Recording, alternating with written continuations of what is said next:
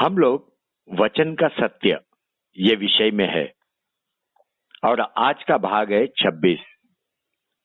ये शब्द हर दिन का जीवन का रोटी है अपने लिए और ये शब्द अपने को नाश होने से बचा रहा है।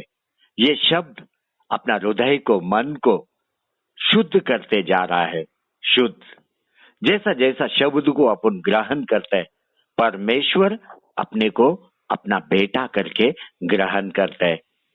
ये शब्द अपने को एक नया निर्मिति, एक नया सृष्टि बना रहा है। आत्मीय जीवन में अपन हर दिन उन्नति करते जा रहा है और ये शब्द अपने को विश्वास का पूर्ति कर रहा है। यही शब्द अपने को अनंत काल का जीवन देने वाला है। देखो, ये शब्द परमेश्वर ने किसी एक धर्म को नहीं दिया, लेकिन ये शब्द परमेश्वर ने पूरे पृथ्वी पर का मनुष्य जाति को दिया, क्योंकि ये शब्द वचन का सत्य है। इसमें जीवन है, जीवन।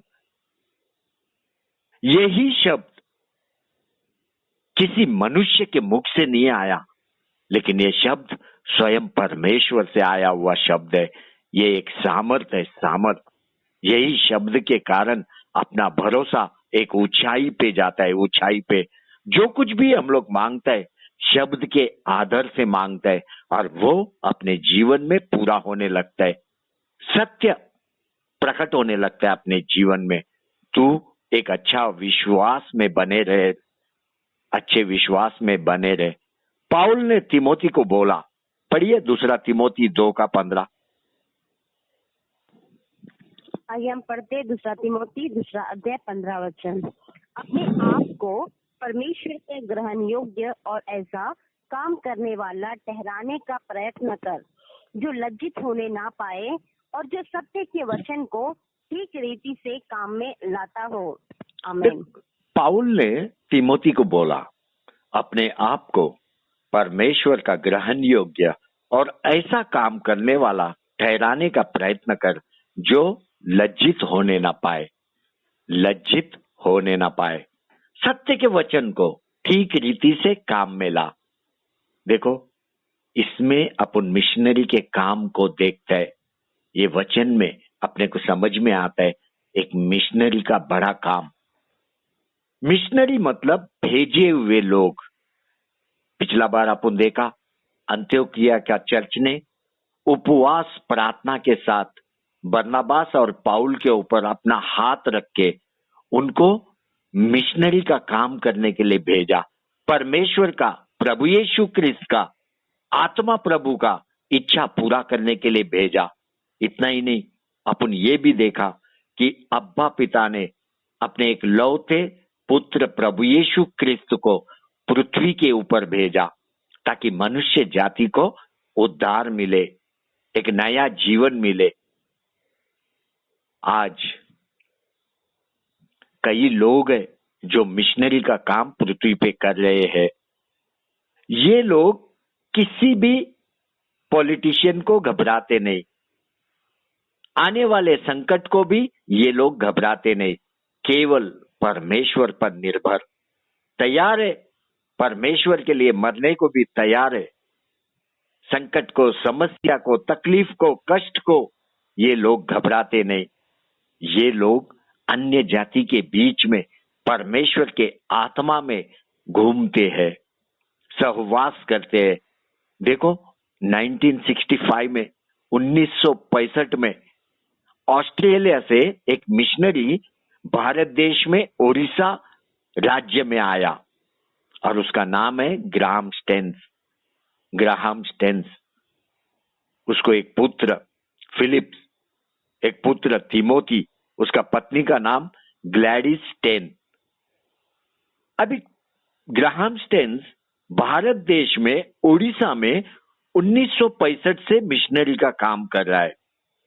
1965 से उसका संस्था का नाम है मयूरभंज लिप्रोसी होम।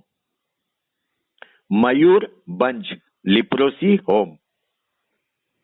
वो कोढ़ी लोगों का देखभाल करता था, उनका सेवा करता था।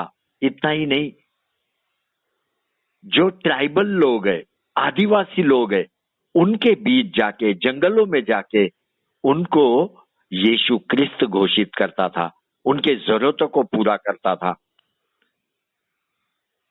और उसके सेवा के द्वारा ओडिशा राज्य में कई हिंदू परिवार प्रभु यीशु क्रिस्त को स्वीकार किया, सत्य के वचन को स्वीकार किया।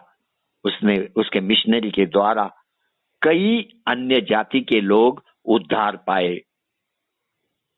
कई लोगों ने उसके छावनी में आके बपतिस्मा भी लिया, लेकिन ग्राहम स्टेन्स ने कभी भी उनको जबरदस्ती नहीं किया, जबरदस्ती उनको बपतिस्मा नहीं दिया, हमेशा उनको स्वेच्छा दिया। आप बपतिस्मा लेओ या मत लेओ, आप यीशु क्रिस्त को स्वीकार करो या मत करो। देखो, उसने जबरदस्ती कभी भी नहीं किया। लेकिन वही ओडिशा में कुछ विरोधी लोग रहते थे और वो संस्था का नाम है बजरंग दल।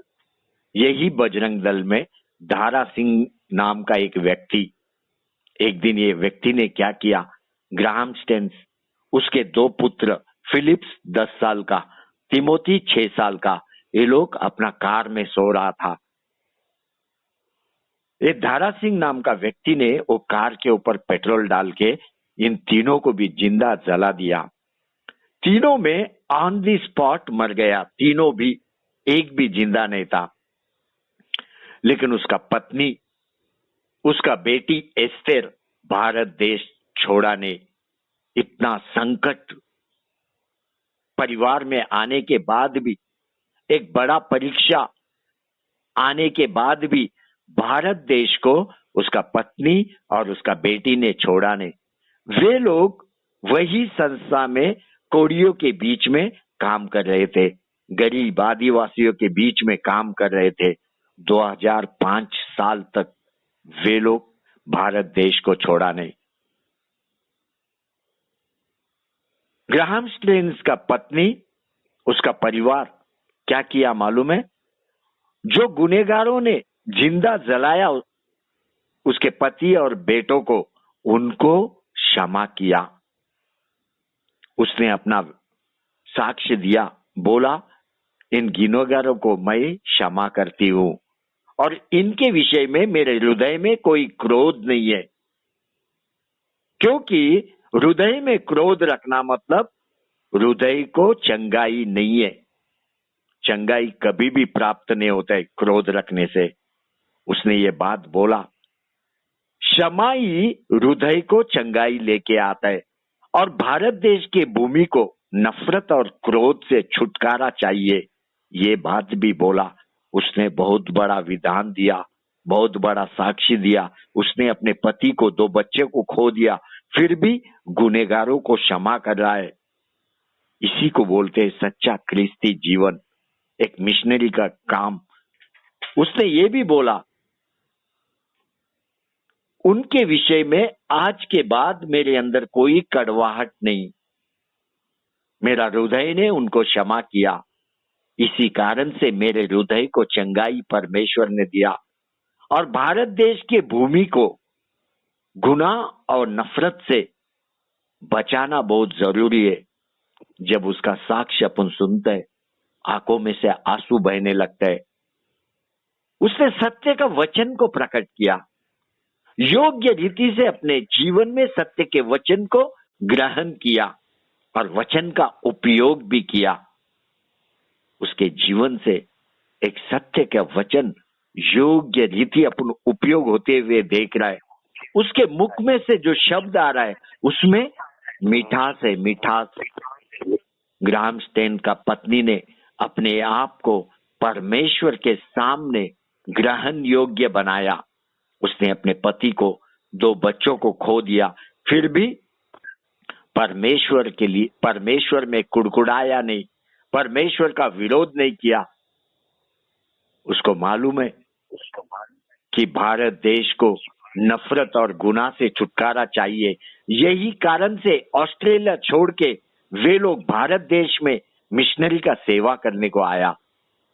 ग्राहम स्टेन का पत्नी को, उसके परिवार को भारत देश ने पद्मश्री अवार्ड से बहुमत किया और मदर टेरेसा फाउंडेशन अवार्ड से भी बहुमत किया। आपको मालूम है पाउल का सेवा, पाउल अपना सेवा बहुत ही कष्ट और समर्पित रीति से प्रभु यीशु क्रिस्त में अपना सेवा किया। उसको रॉड से मारा गया, 3 बार रॉड से। और किसने उसको मारा? रोमी सेना, यहूदी लोग, उस देश के नागरिक लोग पाउल को रॉड से मारा। एक बार जब वो लिस्ट्रा नगर में प्रभु यीशु क्रिस्त को घोषित कर रहा था, तुरंत यहूदी लोग एंतोकिया का चर्च से लिस्ट्रा में पहुंचा। वे लोग चाहते थे कि लिस्ट्रा के लोग उनके वचन को सुने और पाउल के वचन में वे विश्वास ना करें। और लिस्ट्रा नगर में बड़ा भीड़ ने पाउल को पत्थर से मारा, इतना मारा उसको कि वो बेहोश हो गया, उसमें प्राण ही नहीं था। उसको घसीट के नगर के बाहर जाके मरने के लिए छोड़ दिया। लेकिन पाउल के जो शिष्य है, मिशनरी लोग है, वे लोग तुरंत आके पाउल को चारों तरफ से घेर लिया, चारों तरफ से। ये बात पढ़िए प्रेरितों के काम 14, 19 और 20 पद, एक्ट्स 14, 19, 20 वर्स। ठीक है, आइए हम पढ़ते हैं प्रेरितों की किताब 14 अध्याय 19 और 20 वचन। परंतु कुछ यहूदियों ने अंतिकिया और इकुनियुस में आकर लोगों को अपनी ओर कर लिया और पौलुस पर पथरवार किया और मर समझकर उसने नगर के बाहर घसीट ले गए। पर जब चेले उसके चारों ओर आ खड़े हुए तो वह उठकर नगर में गया और दूसरे दिन बरनबास के साथ दिबेर को चला गया। देखो, जैसे ही पाउल को उन्होंने नगर के बाहर फेंका, कौन लोग आया? पाउल के शिष्य लोग आया, उन्होंने घेर लिया। घेर लिया का मतलब क्या है मालूम है? उन्होंने घेर के अब्बा पिता से यीशु के नाम से प्रार्थना करने लगा और परमेश्वर ने उनके प्रार्थना को स्वीकार किया। जैसे ही परमेश्वर ने प्रार्थना को स्वीकार किया, यहाँ पे पाउल के अंदर वापस से प्राण आया। वो उठ के खड़ा हुआ। उठ के खड़ा होने के बाद जहां पे उसको मारा और पीटा, उसी नगर में वापस लौट के गया। उसी नगर में जब ग्राहम स्टेन मर गया, उस समय में क्या हुआ मालूम है? पृथ्वी के ऊपर एक बड़ा बेदारी आया। पृथ्वी के कोने कोने में प्रभु यीशु क्रिस्त का नाम गूंजने लगा, गूंजने लगा। क्रिस्ती मिशनरी को भारत देश में, उड़ीसा राज्य में एक फलाना संस्था ने मिशनरी को, उसके 2 बच्चे को जिंदा जलाया। ये बात पृथ्वी के कोने कोने में पहुंचा। पृथ्वी के कोने कोने लोगों को मालूम पड़ा कि प्रभु यीशु क्रिस्त का दास को जिंदा जलाया गया। उस समय में क्रिस्ती परिवार एक बलवान परिवार बन गया। ग्राहम स्टेन के मौत के बाद सारे पृथ्वी के क्रिस्ती लोग एक परिवार बन गए। अभी कई विश्वासियों को प्रश्न है, क्यों परमेश्वर अच्छे लोगों को परीक्षा में लाता है? ध्यान से सुन, ये पृथ्वी दूषित पृथ्वी है, दूषित, नाश हो चुका है। पृथ्वी नाश हो चुका है और ये भी तात्काल पृथ्वी है। लेकिन परमेश्वर का राज्य अनंत काल का राज्य है। उसकी महिमा, उसकी धार्मिकता, उसकी शांति वो राज्य में भरा हुआ है। परमेश्वर कभी भी अच्छे लोगों के साथ बुरा नहीं करता है, लेकिन वो उनको इतना प्रेम करता है कि तुरंत अपने पास बुला लेता है। इतना ही नहीं, स्वयं परमेश्वर अपने सिंहासन से खड़ा होके उसके राज्य के फाटक पे खड़ा होता है। स्टेफन को देखो, पहला मिशनरी बाइबल में पहला। अभी ये स्टेफन एक परदेसी है, वो यरूशलेम में अपना जीवन जीने के लिए आया और यरूशलेम में आने के बाद वो एक विश्वासी बना। उसके विश्वास को देखो, विधवाओं के बीच में, वृद्ध लोगों के बीच में, गरीब लोगों के बीच में सेवा कर रहा है। इन लोगों को हेब्रू लोगों ने भी इनकार कर दिया, लेकिन स्टेफन इन लोगों का ध्यान दे रहा था, इनके विषय में चिंतित रहता था, इनके लिए प्रार्थना करता था। स्टेफन परमेश्वर के आत्मा से भरा हुआ था। स्टेफन को यह भी मालूम था कि परमेश्वर हाथ के बनाए हुए मंदिर में नहीं रहता, लेकिन प्रभु यीशु क्रिस्त का पुनरुत्थान के बाद वो अपने हृदय में रहता है, अपने हृदय में। और उसको ये मालूम था कि हम परमेश्वर का मंदिर है। अपना हृदय शुद्ध होना चाहिए। अगर शुद्ध होगा अपना हृदय, तभी पवित्र आत्मा अपने अंदर निवास करेगा। लेकिन यहूदी लोग स्टेफन का शिक्षा को मानते नहीं थे, स्टेफन का शिक्षा को विरोध करते थे, क्योंकि उनके लिए हाथ का बनाया हुआ मंदिर महत्वपूर्ण था। यहूदी लोग कभी भी अपने हृदय के ऊपर काम नहीं किया, परमेश्वर का शब्द को योग्य रीति अपने जीवन में अमल नहीं किया, अपने आप को कभी भी परमेश्वर के ग्रहण योग्य बनाया नहीं। लेकिन स्टेफन को देखो, 31 साल का जवान, एक जवान छोकरा विधवा लोगों के बीच में काम कर रहा है, गरीब लोगों के बीच में काम कर रहा है, बीमार लोगों को प्रार्थना करके चंगाई दे रहा है, और योग्य वचन, परमेश्वर का योग्य वचन, सत्य का वचन उनको सिखा रहा है। उसने प्रभु यीशु क्रिस्त उद्धार करता है ये सिखाया लोगों को। पहला अगर विश्वासी कोई है, पहला मिशनरी अगर कोई है जिसको लोगों ने मार डाला, वो है स्टेफन। स्टेफन को लोगों ने पत्थर से मार के मार डाला, पत्थर से मार के मार डाला। जैसे ही लोग पृथ्वी के ऊपर स्टेफन को पत्थर से मार रहे थे, तुरंत प्रभु यीशु क्रिस्त अपना सिंहासन से उठ के खड़ा हुआ। वो उसके राज्य के फाटक के पास आके नीचे पृथ्वी पर देख रहा था, और वो स्टेफन उस समय में जब पत्थर से मार खा रहा था, वो पवित्र आत्मा से भरा हुआ था। यही कारण है, जब अपना नजर उसने स्वर्ग की तरफ उठाया, उसने देखा परमेश्वर का महिमा को देखा। उसने देखा कि प्रभु यीशु क्रिस्त पिता के दाई ओर खड़ा है। पढ़िए ये बात, प्रेरितों के काम 7वां अध्याय 55 और 56 वचन। आइए हम पढ़ते प्रेरितों की किताब 7वां अध्याय 55 और 56। परंतु उसने पवित्र आत्मा से परिपूर्ण होकर स्वर्ग की ओर देखा और परमेश्वर की महिमा को और यीशु को परमेश्वर के दाहिनी ओर खड़ा हुआ देखकर कहा, देखो मैं स्वर्ग को खुला हुआ और मनुष्य के पुत्र को परमेश्वर के दाहिनी ओर खड़ा हुआ देखता हूँ। स्टेफन का परिस्थिति को देखो, लोग पत्थर से मार रहा है, लोग उसका सर से खून निकल रहा है, फिर भी स्टेफन लोगों के क्षमा के लिए प्रार्थना कर रहा है, लोगों का क्षमा के लिए प्रार्थना कर रहा है, अपने प्रभु यीशु क्रिस्त से भी प्रार्थना कर रहा है।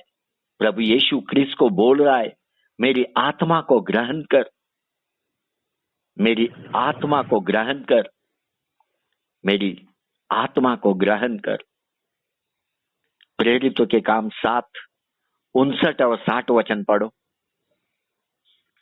आइए हम पढ़ते प्रेरितों की किताब 7 अध्याय 59 और 60। वे स्तिफनुस पर पत्रवार करते रहे और वह यह कहकर प्रार्थना करता रहा, हे प्रभु यीशु मेरी आत्मा को ग्रहण कर। फिर घुटने टेक कर ऊंचे शब्द से पुकारा, हे प्रभु यह पाप उन पर मत लगा। और यह कहकर वह सो गया। देखो, 31 का जवान स्टेफन, 31 उम्र, परमेश्वर ने उसको ले लिया। लेकिन परमेश्वर के राज्य के फाटक पे कौन खड़ा है? प्रभु यीशु क्रिस्त स्वयं खड़ा है, जो पृथ्वी के ऊपर आया, पिता का इच्छा किया, क्यों प्रभु यीशु क्रिस्त ने पिता का इच्छा पूरा किया? क्योंकि स्वयं अब्बा पिता ने प्रभु यीशु क्रिस्त को पृथ्वी के ऊपर भेजा। अब्बा पिता का इच्छा क्या था? जो कुछ भी प्राण प्रभु यीशु क्रिस्त के हाथ में दिया, उसमें से एक भी खोना नहीं चाहिए। इतना ही नहीं, अंतिम दिन फिर से जिला उठाना है प्रभु यीशु क्रिस्त को। जो कोई पुत्र को देखे और उस पर विश्वास करे, वह अनंत जीवन पाए, ये पिता का इच्छा है। लेकिन यहूदी लोग इन बातों में विश्वास करने को तैयार नहीं। यहूदी लोग प्रभु यीशु क्रिस्त मसीहा है विश्वास करने को तैयार नहीं। यहूदी लोग तैयार नहीं कि अब्बा पिता ने प्रभु यीशु क्रिस्त को पृथ्वी पे भेजा, विश्वास करने को तैयार नहीं। प्रभु यीशु क्रिस्त का और एक योजना था पृथ्वी पे कि लोगों को ढूंढना, खोए हुए लोगों को ढूंढना, उनको उद्धार देना, बचाना। एक बार देखो, यीशु को पृथ्वी पे देखो, कैसा वो जकरिया को खोज रहा है। आपको क्या लगता है, जकरिया पेड़ पे चढ़ा यीशु क्रिस्त को खोजने के लिए, यीशु क्रिस्त में विश्वास करने के लिए? नहीं। प्रभु यीशु क्रिस्त जकरिया को खोजते हुए आ रहा था, खोजते हुए। जब यीशु क्रिस्त पेड़ के पास आया, स्वयं यीशु ने पेड़ के ऊपर नजर डाला, ऊपर की ओर देखा और जकरिया को बुलाया, हे जकई, झट उतरा, झट उतरा, क्योंकि आज मुझे तेरे घर में रहना अवश्य है। ये बात पढ़ो, लूक 19:5। आइए बढ़ते लूका 19 अध्याय उसका 5वां वचन। जब यीशु उस जगह पहुंचा तो ऊपर दृष्टि करके उससे कहा, हे जक्कई, झट उतर आ, क्योंकि आज मुझे तेरे घर में रहना आवश्यक है। देखो, ये यीशु का योजना है। यीशु का जकैया को ढूंढना, ये यीशु का योजना है। यीशु ने जकैया को बुलाया, यीशु ने बोला, आज मुझे तेरे घर में रहना अवश्य है। ये दृश्य को आप अपने नजरों से देखो। जकैया किधर बैठा है? पेड़ के ऊपर। अभी ये पेड़ जकैया को यीशु क्रिस्त के पास लेके नहीं जा सकते, क्योंकि पेड़ एक ही स्थान में रहता है। लेकिन प्रभु यीशु क्रिस्त स्वयं, प्रभु यीशु क्रिस्त स्वयं जकैया के पास आया। प्रभु यीशु को मालूम उसके अपने लोग कहां पे है, उसको अच्छे से मालूम उनका निवास स्थान कहां है, कहां इनको खोजना है। एक बार देखो, प्रभु यीशु क्रिस्त जब मार्ग से जा रहा था, प्रभु यीशु क्रिस्त ने अपना नजर नथानियल पे डाला। उसने देखा कि नथानियल अंजीर के पेड़ के नीचे खड़ा है और नथानियल को अपने मन में रख लिया। नथानियल ने जब यूहन्ना 1:48 में प्रभु यीशु क्रिस्त से पूछा, तुझे मैं कैसा मालूम? प्रभु यीशु क्रिस्त ने उत्तर दिया, मैंने तुझे अंजीर के पेड़ के नीचे देखा। देखो, यीशु क्रिस्त को देखो, उसकी योजना को देखो, कैसा मनुष्य को अपने मन में रखता है, कैसा मनुष्य तक वो पहुंचता है। एक बार जानबूझ के यीशु क्रिस्त गलीली में गया, गलीली में जाके समुद्र के किनारे पे चलने लगा, क्योंकि उसको मालूम है ये समुद्र के किनारे पे उसको पतरस, एंड्रू, याकूब, यूहन्ना, ये सब लोग इधर ही मिलेगा। इतना ही नहीं, प्रभु यीशु क्रिस्त ने उनको बुलाया, उनको बोला, मेरे पीछे हो लो, मेरे पीछे हो लो। इतना ही नहीं, अपने नगर कफरनहूम को भी वो गया जहां पे मत्ती था, और मत्ती को भी प्रभु यीशु क्रिस्त ने बुलाया और बोला, मेरे पीछे हो ले। मेरा यीशु क्रिस्त का पैर कभी भी थका नहीं, कभी भी थका नहीं, हमेशा लोगों को खोजने में लगा रहा। धूल, मिट्टी, पत्थर, गर्मी, किसी भी बात का परवाह नहीं किया, किसी भी बात का परवाह नहीं किया। किलोमीटर किलोमीटर वो चलते रहा लोगों के लिए, किलोमीटर किलोमीटर। लोगों को ढूंढता था। वो कड़क धूप उसके सर पे, उसने परवाह नहीं किया, लेकिन लोगों की खोजने का उसको परवाह चिंता। देखो इतना गर्मी में उसको प्यास लग रहा है और जेकब के कुएं के पास हो गया, पानी पीने के लिए नहीं, पानी पीने के लिए नहीं। लेकिन समारिया का वो स्त्री जेकब के कुएं के पास आएगा, उसको मालूम था, उसको मालूम था यीशु क्रिस्त समारिया स्त्री आने से पहला जेकब के कुएं के पास जाके वो स्त्री का इंतजार कर रहा था, ताकि वो स्त्री के साथ बातचीत करे, सत्य के वचन को प्रकट करे। यीशु क्रिस्त का एक ही प्यास लोगों तक पहुंचे, उनको अपना शब्द दे, उनका उद्धार करे, उनको बचाए। आज भी वो तेरे पास आता है, लेकिन व्यक्ति के रूप में नहीं आता है, वचन और आत्मा के रूप में तेरे पास आता है। तू अगर उसको नहीं भी खोजेगा, वो तुझे खोजता है, वो तुझे ढूंढता है। इतना ही नहीं, वो तुझे पाता ही भी। अगर अपन यीशु क्रिस्त के तरफ देखेगा, एक अच्छा चरवा पृथ्वी पर, अच्छा चरवा, एक अच्छा मिशनरी का काम उसने किया। मेरा यीशु हमेशा तैयार है 99 भेड़ को छोड़ के एक खोए हुए भेड़ को खोजने को तैयार है। और तब तक 99 भेड़ों के पास नहीं आएगा जब तक वो एक भेड़ को पाएगा नहीं, खोया हुआ भेड़ को पाएगा नहीं। उसका स्वभाव बचाना, उद्धार करना, सत्य मार्ग में लेके आना, वो खोजने के लिए और खोए हुए लोगों को बचाने को आया। लूक 19:10 पढ़िए।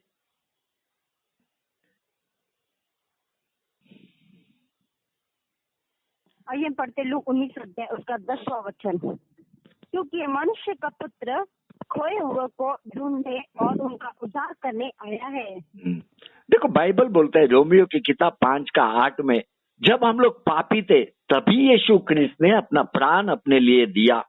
देखो ये कितना बड़ा प्रेम प्रभु यीशु क्रिस्त अपने लिए बता रहा है। वो मरा, इसका मतलब अपने ऊपर कृपा और दया, अपने ऊपर कृपा और दया। यीशु क्रिस्त का दंड अपना दंड है। यीशु क्रिस्त अपने आप को पिता से अलग किया, ये अपना दंड है। अपन एक्चुअली पिता से अलग होना चाहिए था, लेकिन यीशु का बड़ा प्रेम, बड़ा दया, बड़ा कृपा हमेशा अपने लोगों के ऊपर, हमेशा अपने लोगों के ऊपर। एक बार प्रभु यीशु क्रिस्त को देख, वो परमेश्वर के समान में है, वो परमेश्वर है, लेकिन कभी भी अपने आप को परमेश्वर के सम्मान में बताया नहीं। वो अपने आप को शून्य किया, एक दास का जीवन जिया, दास का, एक मनुष्य का रूप धारण करके पृथ्वी पे आया, एक मनुष्य का रूप, और अपने आप को नम्र किया। मौत आने तक प्रभु यीशु क्रिस्त एक आज्ञाकारी जीवन जिया। फिलिपियंस की किताब 2:6-8 पढ़िए। आइए हम पढ़ते हैं फिलिपियों की किताब 2 अध्याय 6 से 8 वचनों को। परमेश्वर के स्वरूप में होकर भी परमेश्वर के तुल्य होने को अपने वश में रखने की वस्तु न समझा, वरन अपने आप को ऐसा शून्य कर दिया और दास का स्वरूप धारण किया और मनुष्य की समानता में हो गया और मनुष्य के रूप में प्रकट होकर अपने आप को दीन किया और यह तक कि आज्ञाकारी रहा कि मृत्यु, हाँ क्रूस की मृत्यु भी सह ली। आमीन। देखो अपने खातिर प्रभु यीशु क्रिस्त अपने आप को पाप ठहराया। प्रभु यीशु क्रिस्त को पाप मालूम नहीं, वो एक शुद्ध और पवित्र है, तो वो पाप अपने आप को क्यों ठहराया? ताकि हम परमेश्वर में धर्मी ठहरे। उसका बलिदान, उसका लहू अपने को पाप से शुद्ध करता है, अपने को एक धार्मिकता का जीवन देता है। और प्रभु यीशु क्रिस्त कभी भी अपने पाप को देखता नहीं, लेकिन अपने अंदर का क्रिस्ती जीवन को देखता है। एक योग्य जीवन को देखते हैं। जो कुछ भी प्रभु यीशु ख्रिस्त ने पृथ्वी पे बोला, ये सारी बातें उसने अब्बा पिता से सुना और पृथ्वी के ऊपर घोषित किया। यूहन्ना 15 अध्याय 1 से 16 में प्रभु यीशु ख्रिस्त बोलते हैं, सच्ची दाखलता मैं हूं और मेरा पिता किसान है। जो डाली मुझ में है और नहीं फलती, उसे वह काट डालता है, और जो फलती है उसे वह छांटता ताकि फले। तुम तो उस वचन के कारण जो मैंने तुमसे कहा है शुद्ध हो, शुद्ध हो। तुम मुझ में बने रहो और मैं तुम में। जैसे डाली यदि दाखलता में बनी न रहे तो अपने आप से नहीं फल सकती, वैसे ही तुम भी यदि मुझ में बने न रहो तो नहीं फल सकते। मैं दाखलता हूं, तुम डालिया हो। मैं दाखलता हूं, तुम डालिया हो। जो मुझ में बना रहता है और मैं उसमें, वह बहुत फल फलता है, क्योंकि मुझसे अलग होकर तुम कुछ भी नहीं कर सकते।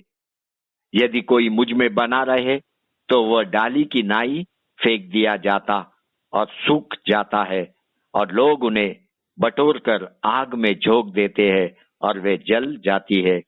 यदि तुम मुझ में बने रहो और मेरी बातें तुम में बनी रहे तो जो चाहो मांगो और वह तुम्हारे लिए हो जाएगा।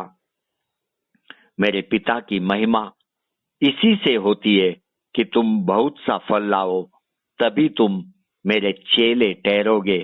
जैसा पिता ने मुझसे प्रेम रखा वैसा ही मैंने तुमसे प्रेम रखा। मेरे प्रेम में बने रहो। यदि तुम मेरी आज्ञाओं को मानोगे तो मेरे प्रेम में बने रहोगे, जैसा कि मैंने अपने पिता की आज्ञाओं को माना है और उसके प्रेम में बना रहता हूं। मैंने ये बातें तुमसे इसलिए कही है कि मेरा आनंद तुम में बना रहे, मेरा आनंद तुम में बना रहे और तुम्हारा आनंद पूरा हो जाए। मेरी आज्ञा यह है कि जैसा मैंने तुमसे प्रेम रखा वैसा ही तुम भी एक दूसरे से प्रेम रखो। जो कुछ मैं तुम्हें आज्ञा देता हूं, यदि उसे करो तो तुम मेरे मित्र हो। तुम मेरे मित्र हो। अब से मैं तुम्हें दास न कहूंगा, क्योंकि दास नहीं जानता कि उसका स्वामी क्या करता है, परंतु मैंने तुम्हें मित्र कहा है, क्योंकि मैंने जो बातें अपने पिता से सुनी वे सब तुम्हें बता दी। तुमने मुझे नहीं चुना, परंतु मैंने तुम्हें चुना है। मैंने तुम्हें चुना है और तुम्हें ठहराया ताकि तुम जाकर फल लाओ और तुम्हारा फल बना रहे, कि तुम मेरे नाम से जो कुछ पिता से मांगो वह तुम्हें दे। देखो, यीशु ख्रिस्त पिता के शब्द कितना स्पष्ट रीति अपने को बता रहे। जो कुछ भी यीशु ख्रिस्त ने शब्द को प्रचार किया, ये सारे प्रभु यीशु ख्रिस्त के शब्द अपने जीवन के लिए एक उपाय है, उपाय, क्योंकि ये पिता से है सब शब्द। पाउल ने तिमोथी को बोला, लोगों के बीच में पवित्र ग्रंथ को पढ़। क्यों बोला पाउल ने? क्योंकि पाउल को मालूम है लोग घर में पवित्र ग्रंथ को पढ़ते नहीं।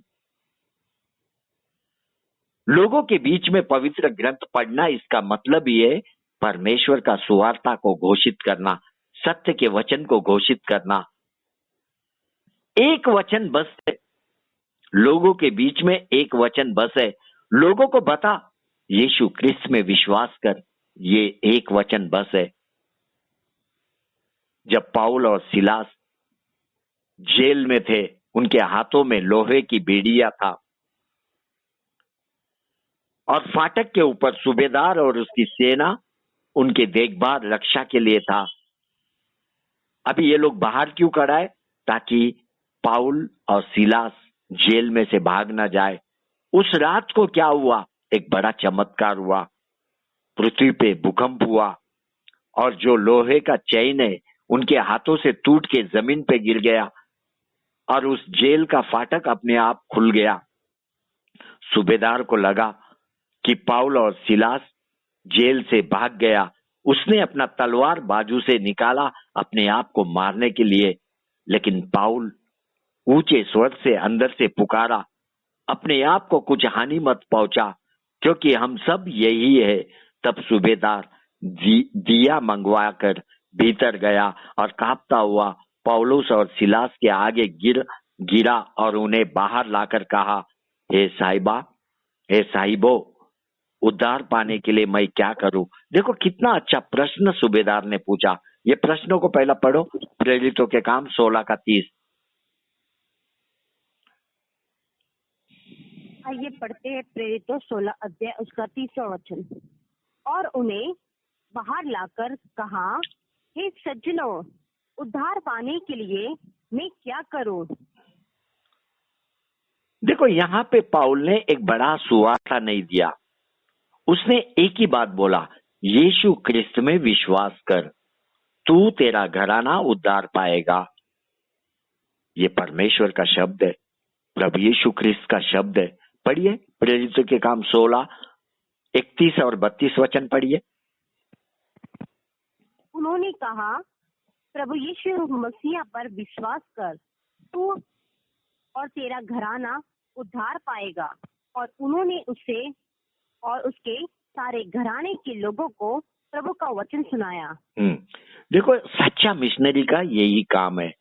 आपको बोलना है, प्रभु यीशु क्रिस्त में विश्वास कर, तू तेरा घराना उद्धार पाएगा। यूहन्ना बपतिस्मा को देखो, उसका सेवा को देखो, उसके मुंह के शब्द को देखो, क्या बोलते हैं मालूम है? मैं तो पानी से तुम्हें मन फिराव का बपतिस्मा देता हूं, परंतु जो मेरे बाद आने वाला है वह मुझसे शक्तिशाली है, मैं उसकी जूती उठाने के योग्य नहीं। वह तुम्हें आत्मा और आग से बपतिस्मा देगा। आपको मालूम है, यूहन्ना बपतिस्मा का सेवा प्रभु यीशु क्रिस्त का मार्ग को तैयार करना और प्रभु यीशु क्रिस्त के लिए सड़कें सीधी करना। जंगल में सुवार्ता घोषित किया, यूहन्ना बपतिस्मा में जंगल में सुवार्ता घोषित किया। जब भी वो फारसी लोगों को, स्वदेशी लोगों को अपने पास आते हुए देखता था, वो क्या बोलता था मालूम है?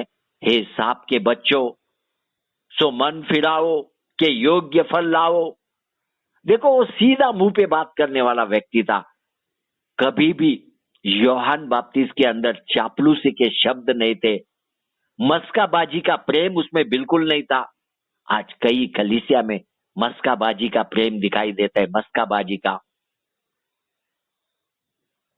अगर गलत लोग यूहन्ना बपतिस्मा के सामने आएगा, सीधा सीधा उनको वो डांटता था। उसका विशेष कार्य आपको मैं बताऊं क्या था? उसने कभी भी जेरूशलेम में या जुदै में जाके सुवार्ता घोषित नहीं किया। लोग नगर छोड़ के उसके पास आते थे, लोग नगर छोड़ के उसके पास जंगल में आते थे। आज कई लोगों को टेंशन रहता है, विश्वासियों को मन में प्रश्न रहता है, विशेष करके पास्टर्स को, अगर मैं विश्वासी को कुछ बोलूं तो कल से वो चर्च में आएगा ही नहीं। अरे तुझे सत्य का वचन सिखाना है, अगर तू सत्य का वचन उसको नहीं देगा तो कभी भी वो विश्वासी के अंदर फल नहीं लगेगा, उसका जीवन व्यर्थ जीवन बनेगा। कब उसका मन ख्रिस्ती मन बनेगा? यूहन्ना बपतिस्मा को देखो, बड़ा कोई मैसेज नहीं देता था, कुछ ही शब्द। एक बार पढ़िए मत्ती का किताब 3 अध्याय 11 और 12 वचन। आइए हम पढ़ते हैं मत्ती 3 अध्याय 11 और 12 वचनों को। मैं तुम्हें पानी से तुम्हें मन फिराव का बपतिस्मा देता हूँ, परंतु जो मेरे बाद आने वाला है वह मुझसे शक्तिशाली है, मैं उसकी जूती उठाने के योग्य नहीं। वह तुम्हें पवित्र आत्मा और आग से बपतिस्मा देगा। उसका सूप उसके हाथ में है और वह अपना खलिहान अच्छी रीति से साफ करेगा और अपने गेहूं को तो खते में इकट्ठा करेगा, परंतु भूसी को उस आग में जलाएगा जो बुझने की नहीं। देखो उसके मुंह के शब्द को देखो, जीवन देने वाला शब्द है उसके मुख में, जीवन देने वाला। केवल सत्य का वचन को वो घोषित कर रहा है।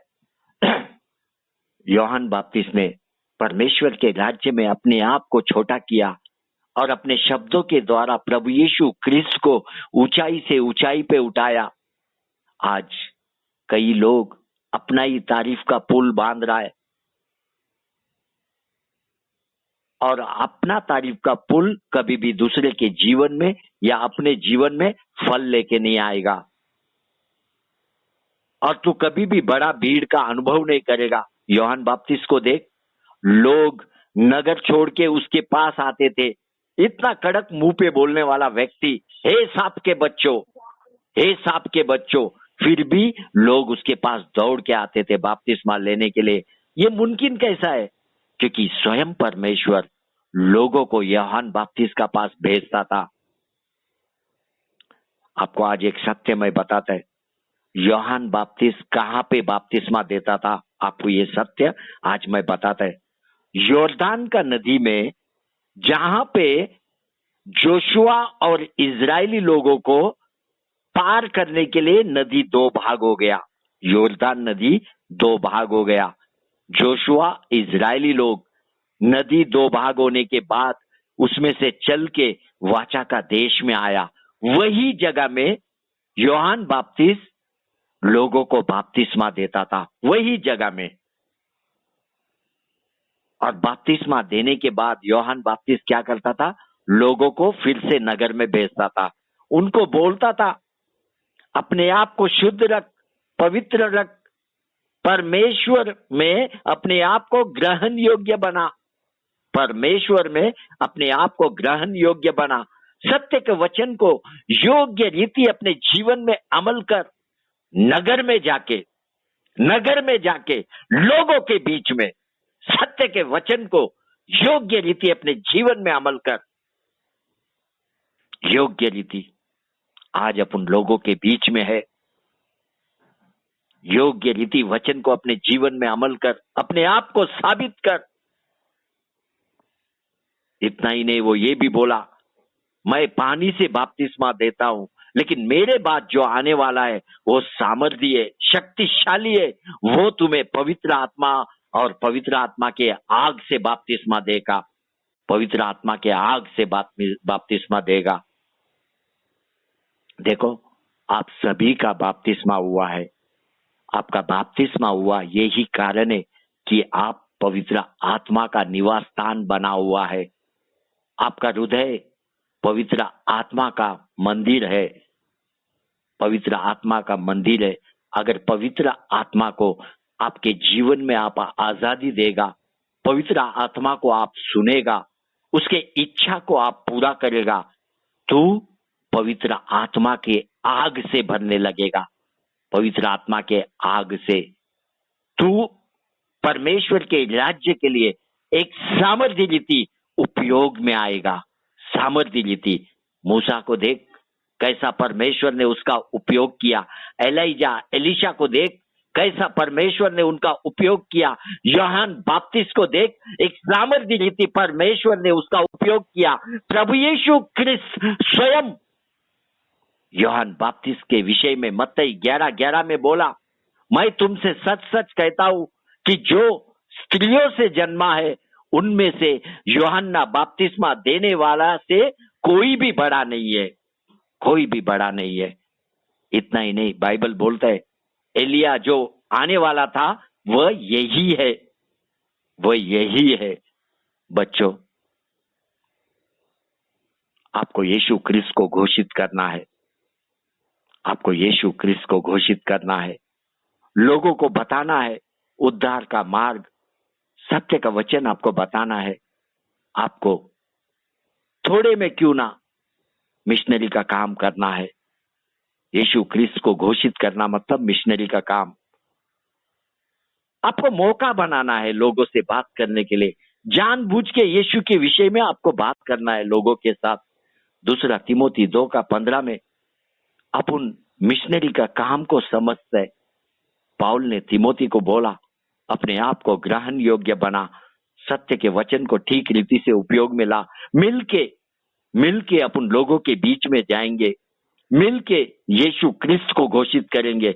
इतना ही नहीं, लोगों के बीच में जाके अपन पवित्र ग्रंथ को खोल के उसमें का वचन लोगों के बीच में पढ़ेंगे। कितना अद्भुत मिशनरी का काम! बाइबल का ग्रंथ लोगों के बीच में पढ़ना एक अद्भुत है। मिशनरी का काम है, मिशनरी का काम, मिशनरी का काम। सभी आंखें बंद करो, हम प्रार्थना में चलते हैं। यहाँ पे वचन को रोकता हूँ, इसका आगे का भाग अपन गुरुवार को देखते हैं। गुरुवार को